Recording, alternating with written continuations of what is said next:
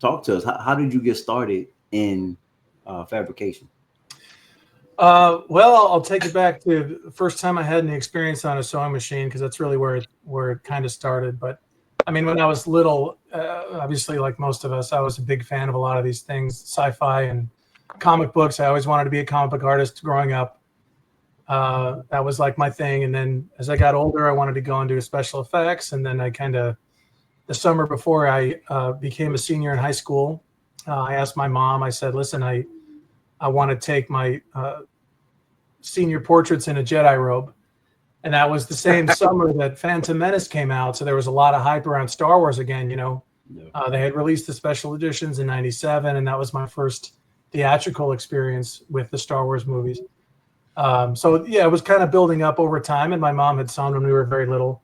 So that summer we kind of went through the whole process. We went to Joann's, rest in peace, Joann's.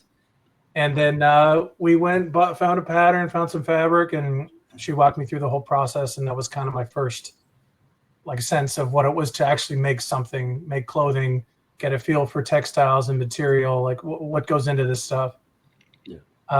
And that was really great. And after that, honestly, I just kind of took off myself and I started thinking about things in movies that I loved. And so I started doing capes and robes and Jedi tunics, and a friend of mine from high school, I was doing some cosplay with him. I was helping him out. He did Boba Fett and a couple other Star Wars characters, and then he ended up getting his foot in the door at Sideshow. So he'd been working there for a little bit of time.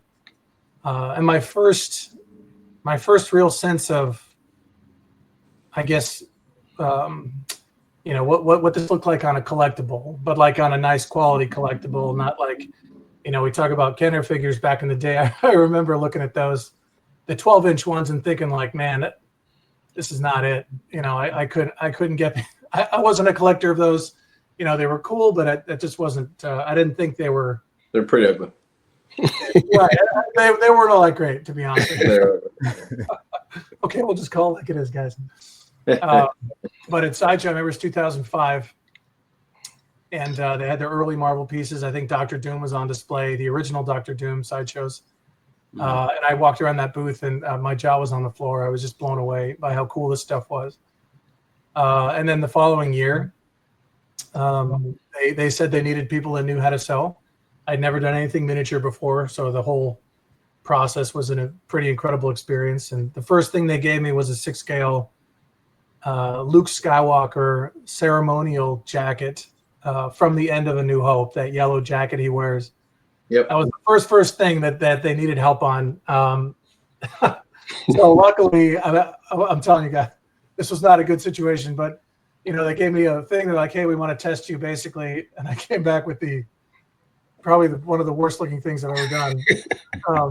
But honestly, it was good fortune and good timing, because I think they could tell I was a big fan. I was very passionate. And fortunately, they were desperate enough to say yes to anybody that would sit at a sewing machine and put something together. So it was, it really was the stars aligning situation.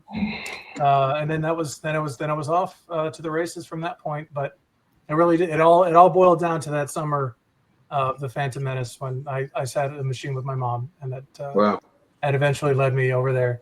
And unfortunately, the guy that got my foot in the door at Sideshow, he got fired like 2 months later, and then man. We had a bad breakup, and he got mad at me and never talked to me again. So, man, damn, that's tough. That's tough.